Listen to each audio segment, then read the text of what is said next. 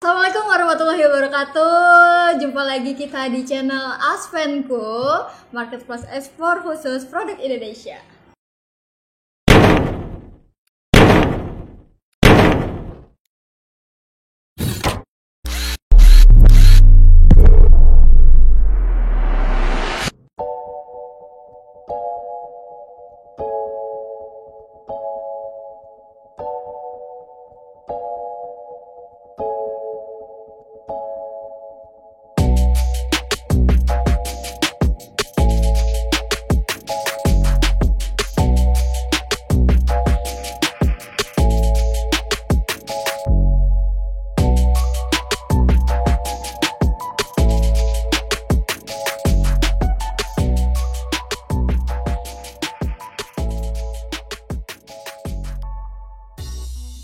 Dan hari ini kita lagi ada di pabriknya Mahaqueen. Mahaqueen ini adalah produsen briquette di Indonesia dan salah satu yang cukup sering ekspor nih ke luar negeri. Kita kedatangan tamu, di sini ada Bu Endah. Hai. Halo. Dan Bu Lisa. Nah, Bu Endah ini bagian marketingnya. Jadi kita bakal cari tahu juga nih gimana caranya dia bisa mendapatkan buyer dan bisa repeat order juga. Terus juga dari Bu Endah nih dari kualitas briquette-nya. Jadi kalau misalnya mau produk kita mau ekspor briquette itu kita harus tahu kira-kira kualifikasinya tuh seperti apa gitu ya Bu ya. Terus juga Ibu itu kayak malu-malu banget nih. Oh iya, iya kan biar standarnya tuh bisa pas gitu ya Bu ya semuanya gitu kan. Terus harganya juga bisa sama rata gitu ya Bu ya. Jadi persaingannya lebih sehat dan untung semua gitu ya. Itu tagline-nya bagus kan? Sehat dan untung semua. Iya, benar. Keren. Oke, berikutnya nih, langsung aja. Oh iya, kita ditemenin juga dari Asvenku juga ada Mas Bagus. Halo Mas Bagus. Mas Bagus yang waktu itu juga udah pernah datang ke pabrik briquette. Ya, di Sukabumi. Ya, betul. Dan kita akan menggali lebih dalam. Ya. Nah, sekarang nih mau tahu juga nih awal mulanya bisa berkecimpung di dunia hitam ini. Ini kalau bahasanya teman saya kemarin ini kesasar yang membahagiakan gitu. Tersesat tapi membahagiakan. Jadi awal mulanya saya dulu kerja. Saya kerja ya seperti pegawai biasa lah umumnya. Lalu kemudian Bu Lisa ajak-ajak saya main areng. Pekerja dong ya, maunya kan bersih, rapi gitu ya, neces, wangi, nggak kena basah-basah, nggak kena asap, ya hitam-hitam. Sampai pada akhirnya saya bilang no, saya tidak mau berkecimpung di bisnis ini dan saya ketulah. Gitulah ya kalau bahasanya anak sekarang. Kok bisa tertarik gitu tiba-tiba? Karena Bu Lisa anak kuala. Kualat sama orang tua lu ya? Iya, itu sih kayaknya lebih tepatnya ya. Kualat sama orang tua. Jadi awalnya simple dan menurut saya ini sebuah titik turning point yang luar biasa gitu ya. Dan saya di situ langsung mengakui bahwa bisnis areng ini sehat dan menguntungkan. Balik lagi. Dalam arti sehat, dalam arti tidak terlalu menyulitkan. Karena mungkin secara internasional areng Indonesia ini udah cukup diketahui kualitasnya oleh banyak pihak gitu. Dibandingkan misalnya negara-negara lain yang memproduksi areng seperti Vietnam, Thailand, apalagi Bu Lisa? India atau bahkan mungkin negara-negara Afrika seperti Tanzania dan sekitarnya gitu. Areng Indonesia masih punya keunggulan yang sangat-sangat kompetitif gitu ya di pasaran. Artinya dari bahan baku atau gimana tuh? Ya, secara demografi kita unggul dengan kondisi alam yang ada di Indonesia. Kita menghasilkan kelapa dengan kualitas tempurung yang terbaik di dunia. Itu kelebihan kita. Ditambah luas lahan kita juga, luas lahan kelapa untuk Indonesia terbesar di dunia. Tapi kalau misalnya dari angkanya sendiri, kita persaingan pasarnya dengan negara lain, apakah di paling atas kan dari keuntungan itu? Apakah ternyata mungkin? Kalau untuk briquette shisha kita tertinggi, paling atas ya. Untuk sisi kualitas semua orang mengakui lah ya. Dari Indonesia itu briquette-nya yang pertama tidak ada bahan kimianya yang membahayakan. Kemudian bisa dipertanggungjawabkan karena bahan bakunya juga memang melimpah, harganya terjangkau, dan kualitas dari bahan baku sendiri bisa dipertanggungjawabkan. Kalau dari angka permintaannya? Kalau permintaan saat ini sih untuk Indonesia sendiri yang kita baru sanggupi itu sekitar 36% dari permintaan dunia. Itu peringkat berapa tuh Bu? Yang pertama. Oh, pertama. Yang pertama. Dan di bawah itu nanti ada Cina. Tapi Cina dengan kita kualitasnya berbeda karena mereka menggunakan bahan kimia yang menurut buyer kami ini kurang kurang sehat lah ya, kurang sehat, kurang baik karena agak terlalu tinggi kadar bahan kimianya. Itu yang membuat kita menjadi lebih unggul dibandingkan mereka. Kalau harga mereka menang dari kita, tapi kembali lagi pada akhirnya yang namanya buyer itu pasti mementingkan kualitas untuk end user ya, apalagi kan ini mereka pakai untuk nisha ya, untuk masuk ke tubuh kita, atau mereka pakai untuk barbecue, untuk membakar makanan gitu. Tentu mereka membutuhkan yang kualitasnya terbaik dengan komoditas yang sehat untuk tubuh. Itu aja. Berarti sebenarnya peluangnya gede banget ya Mas Modus ya? Iya, betul sekali. Tapi kalau pandemi gini ngaruh nggak? Lalu sih ya, makin naik ya. Makin naik harganya malah? Permintaannya makin tinggi. Iya, permintaannya makin. Jadi kalau kita bicara tren, WFH ini punya punya keuntungan sendiri sebetulnya untuk pengusaha briket. Karena tingkat kejenuhan orang yang tinggi membuat mereka akhirnya cari kesenangan di dalam rumah, gitu ya. Nature bisnisnya si Sha ini atau arang briket ini kan memang lifestyle. Which is yang sebelumnya orang keluar, hangout hanya untuk nisha, sekarang mereka harus di rumah sendiri atau bahkan mungkin bersama keluarganya atau sama temannya yang diundang ke rumah, dia nisha di rumah. Artinya kalau dari sisi demandnya malah makin naik. Orang sekalian keluar deh beli, misalnya nggak mungkin dia beli cuma satu, gitu kan? Artinya ya dengan demikian kesempatan kita untuk jadi market leader di luar itu cukup tinggi juga.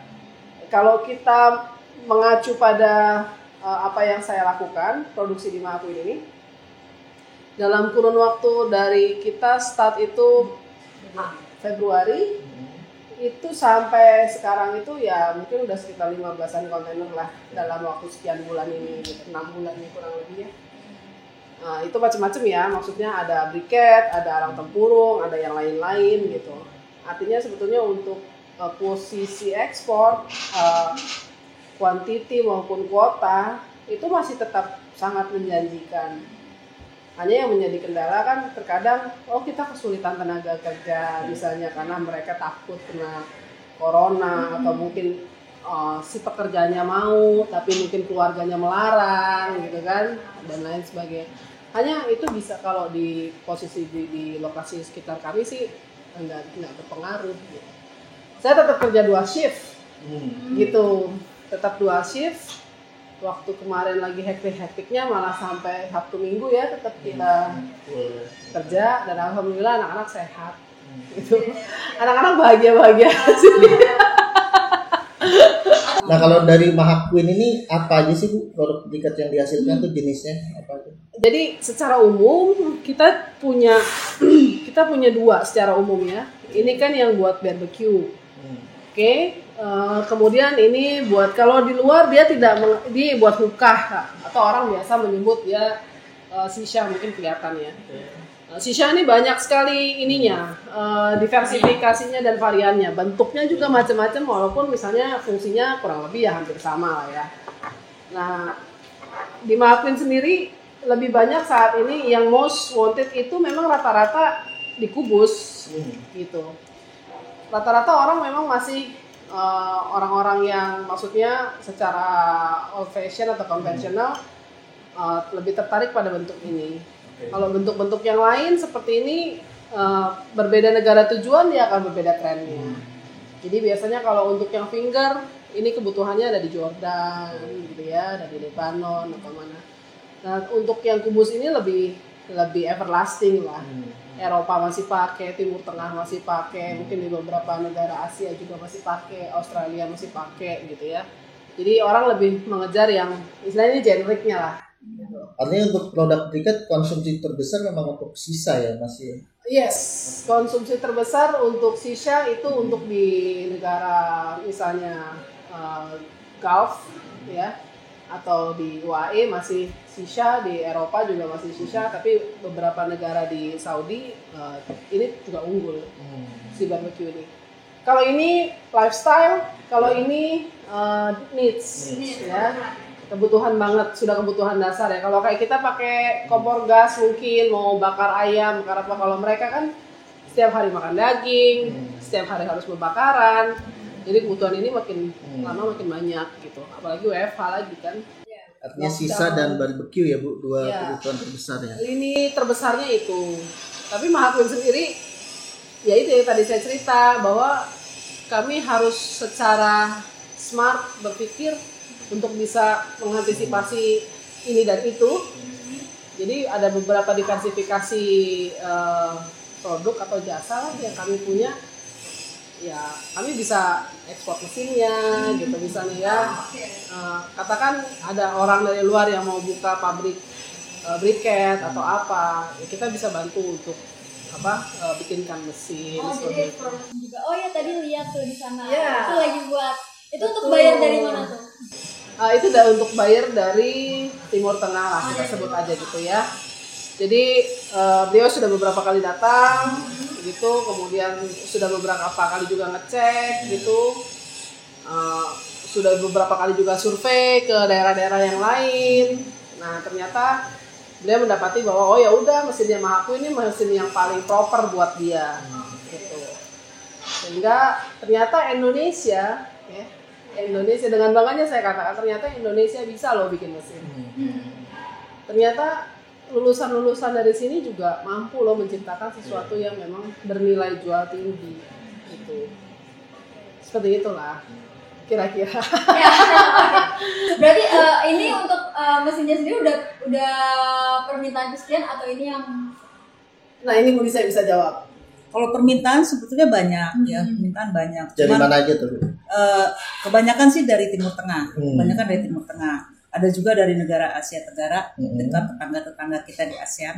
Tapi untuk kami sendiri memberanikan diri untuk diversifikasi mengekspor mesin itu ya baru tahun ini ya, baru tahun ini. Karena menurut kami buat kami sendiri butuh riset yang mendalam untuk menemukan standar mesin yang bisa dipakai secara umum di negara manapun dengan kondisi keterbatasan bahan bakunya masing-masing itu bisa dipakai.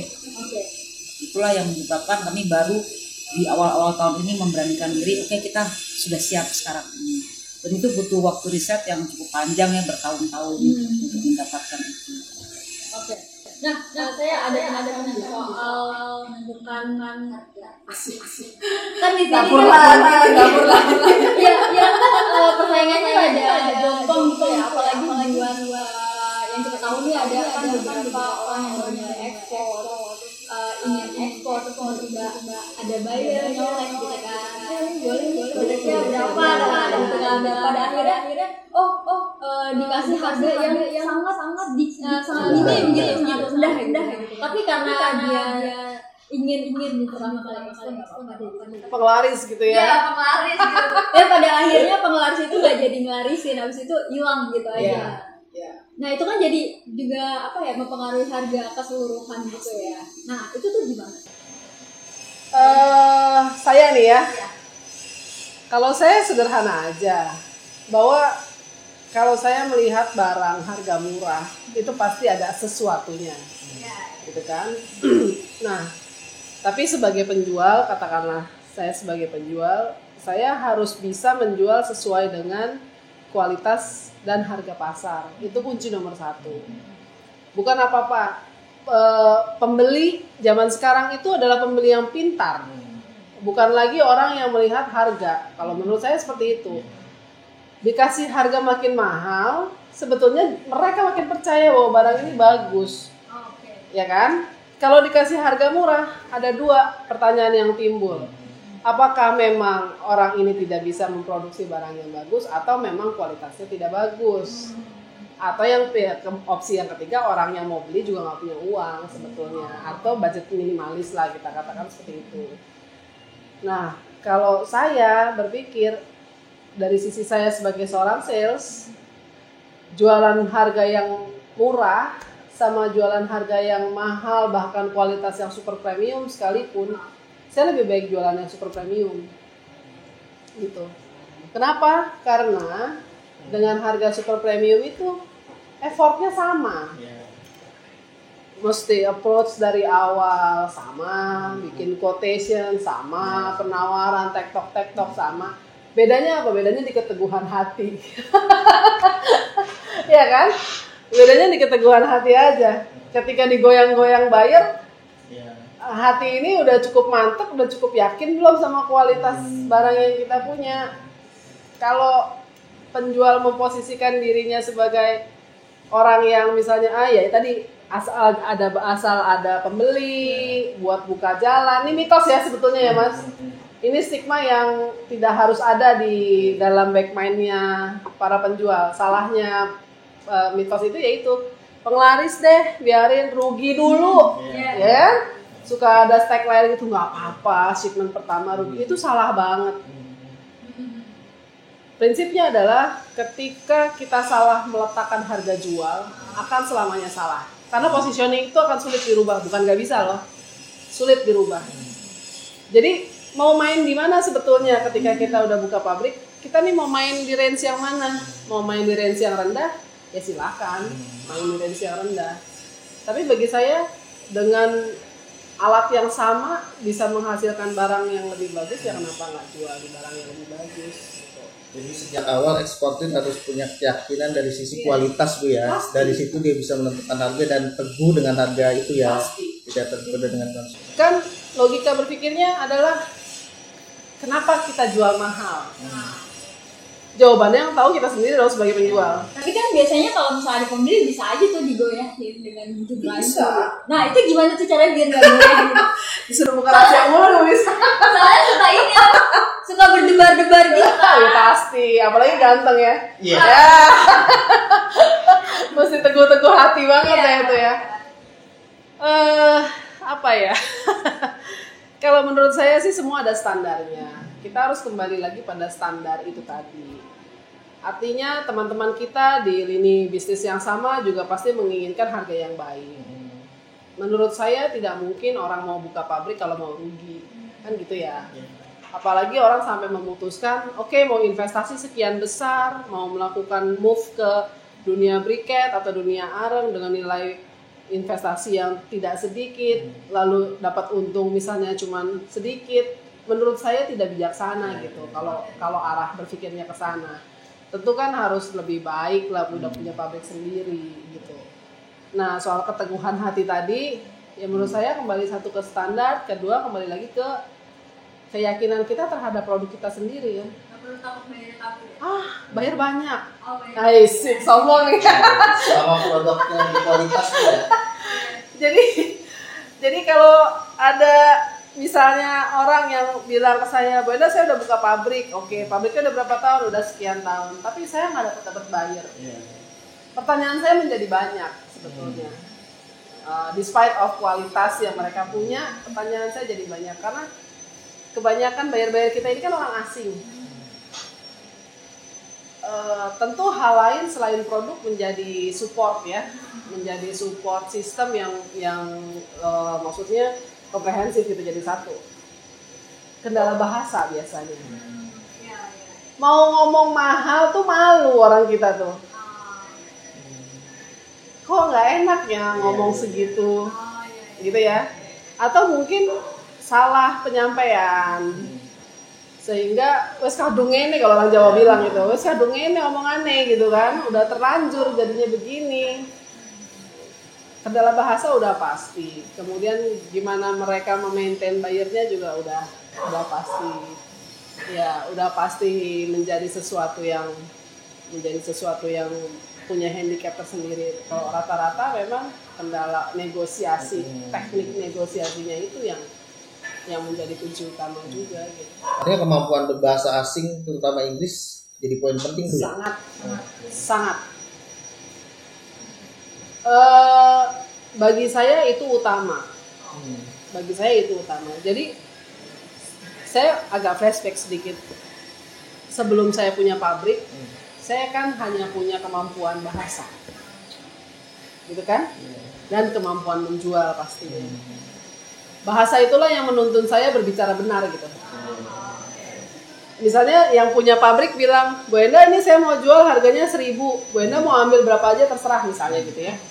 Oke, saya misalnya mau jual ini 1.500. Kan saya harus menciptakan sesuatu di dalam benak si buyer bahwa oh ya harganya ini worth it di angka 1.500. Jadi secara psikologis dia nggak akan bertanya lagi. Nah penyampaian itulah yang menjadi kunci kan. Kalau message-nya aja nggak sampai, terus mau kemana? Mau dibawa kemana hubungan kita? Oke. Gitu ya, kurang lebih market developmentnya seperti itu. Nah tadi belum dibahas tuh Bu Endah, ini Mahapin ekspor kemana aja nih ya? Beberapa sih ya. Kalau saya tadi kita bilang, saya agak picky memilih buyer. Jadi kita punya kalau nggak salah 8 NTE ya, 8 negara tujuan ekspor. Saudi, kemudian saya pernah ekspor ke Israel, kemudian saya pernah ekspor ke Turki, lalu Australia gitu ya, lalu ada Jerman, saya pernah masuk juga ke Jepang. Nah Jepang nih sulit. Ketat ya. Iya, ini sedikit ya mengulas tentang karakter nih sekalian ya. Barangkali teman-teman yang di ASPNku juga mau tahu bahwa buyer itu karakternya nggak sama. Jadi dari satu negara ke negara lain itu punya culture yang berbeda-beda, punya teknik negosiasi yang berbeda-beda. Sehingga pada saat kita ketemu nggak bisa disamain saya bicara sama orang Jerman sama saya bernegosiasi sama orang Arab, nggak bisa. Tapi itu juga nggak bisa kita ketahui dalam proses pengalaman yang masih begitu singkat ya. Itu jam terbang lah kalau bahasa kita. Ngomong sama orang Arab begini, orang Arab itu misalnya suka ya dia sudah tahu barang misalnya gitu ya. Jadi orang yang sangat to the point, bla bla bla bla.